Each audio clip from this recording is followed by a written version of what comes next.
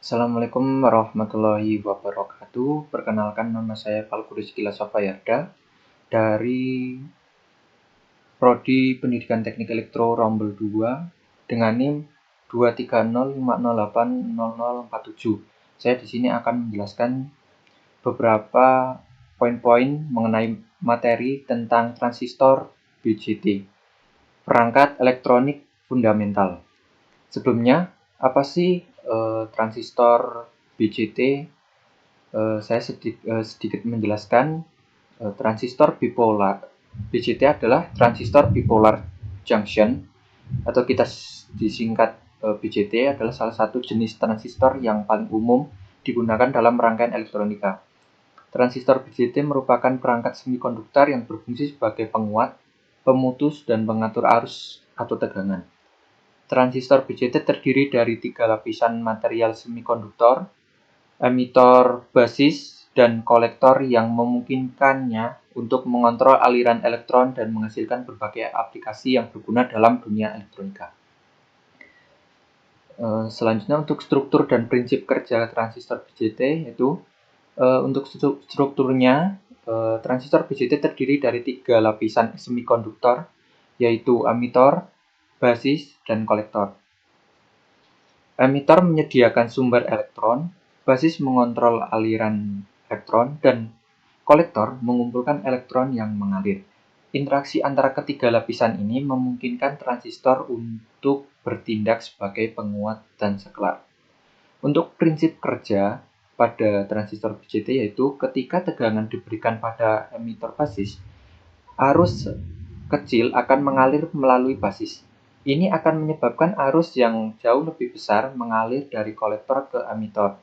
Rasio antara arus kolektor dan arus basis disebut faktor penguat transistor, yang memungkinkan transistor untuk bertindak sebagai penguat sinyal. Jenis-jenis transistor BJT, yaitu transistor BJT dapat dibagi menjadi 2 jenis berdasarkan material semikonduktornya. Yang pertama adalah tipe NPN dan tipe PNP. Perbedaan utama adalah arah aliran arus mayoritas pembawa muatan elektron atau hole melalui transistor. Selanjutnya adalah karakteristik transistor BJT. Karakteristik tegangan atau arus. Karakteristik tegangan arus transistor BJT melibatkan 3 terminal, emitor, basis, dan kolektor. Kurva karakteristik menggambarkan hubungan antara arus dan tegangan pada masing-masing terminal yang memungkinkan analisis dan aplikasi yang tepat dari transistor. Yang kedua, faktor penguat. Faktor penguat transistor yang disebut juga HVA menunjukkan beberapa besar arus kolektor dapat diperkuat dari arus basis yang relatif kecil. Faktor penguat ini merupakan parameter penting untuk memahami kemampuan transistor sebagai perangkat penguat. Yang ketiga, frekuensi transisi. Frekuensi transisi adalah frekuensi maksimum di mana transistor masih dapat berfungsi sebagai penguat yang efektif. Ini merupakan karakteristik penting dalam menentukan aplikasi transistor, terutama dalam sirkuit RV dan mikrogelombang.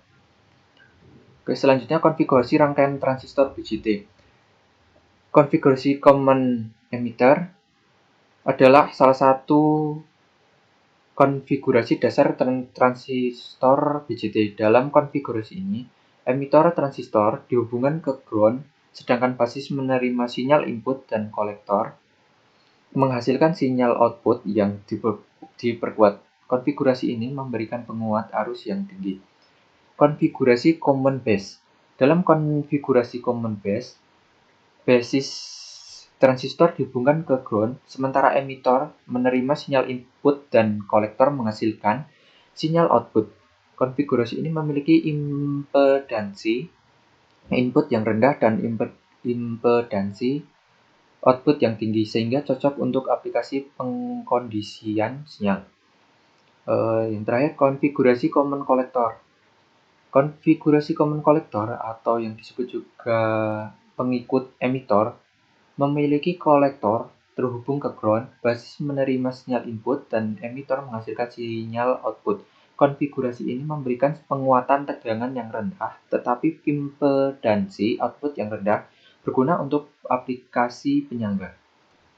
Selanjutnya, aplikasi transistor BJT dalam rangkaian elektronika. Yang pertama, penguat sinyal. Transistor BJT sering digunakan sebagai penguat sinyal dalam rangkaian audio, RV, dan sirkuit elektronik lainnya. Karakteristik penguatannya memungkinkan transistor untuk meningkatkan amplitudo sinyal input menjadi sinyal output yang lebih kuat.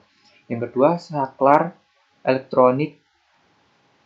Transistor BJT dapat berfungsi sebagai saklar elektronik, memungkinkan aliran arus diaktifkan atau dinonaktifkan dengan cepat. Ini berguna dalam aplikasi seperti sirkuit satu daya, kontrol motor, dan pemrosesan sinyal digital. Yang ketiga, sensor dan detektor. Transistor BJT dapat digunakan sebagai sensor untuk mendeteksi perubahan dalam parameter fisik seperti suhu, cahaya, dan tekanan. Perubahan dalam parameter tersebut dapat mengubah karakteristik transistor dan menghasilkan sinyal output yang terukur. Yang keempat, osilator dan waktu. Transistor BJT dapat dikonfigurasi dalam rangkaian osilator untuk menghasilkan sinyal osilasi pada frekuensi tertentu. Ini berguna dalam aplikasi seperti sirkuit pewaktu, pembangkit sinyal, dan rangkaian clock untuk perangkat digital. Selanjutnya, analisis rangkaian transistor BJT. Yang pertama itu titik kerja. Untuk menganalisis rangkaian transistor BJT, perlu ditentukan titik kerja bias yang sesuai. Titik kerja ini ditentukan oleh tegangan dan arus pada terminal basis, emitor, dan kolektor transistor. Yang kedua, analisis DC. Analisis DC berfokus pada kondisi statis rangkaian, menentukan arus dan tegangan DC pada titik kerja. Ini penting untuk memastikan transistor beroperasi dalam daerah linear dan tidak mengalami kejenuhan atau pemotongan. Yang ketiga, analisis AC. Analisis AC mengeksplorasi perilaku dinamis rangkaian, menentukan penguatan, impedansi, dan respons frekuensi. Ini memungkinkan perancangan sirkuit penguat, osilator, dan filter yang optimal. Dan selanjutnya untuk pengujian dan troubleshooting transistor BJT, yaitu untuk yang pertama, pengujian parameter. Pengujian parameter transistor seperti arus, saturasi kolektor, faktor penguat, dan frekuensi transisi dapat dilakukan menggunakan multimeter digital atau alat ukur khusus. Hasil pengujian ini memberikan informasi penting tentang kondisi transistor. Yang kedua, pengujian fungsi. Pengujian fungsi transistor dilakukan dengan memasukkan transistor ke dalam sirkuit yang diketahui berfungsi dengan benar, dengan mengukur tegangan dan arus pada terminal transistor. Dapat ditentukan apakah transistor berfungsi sebagaimana semestinya. Yang ketiga, troubleshooting.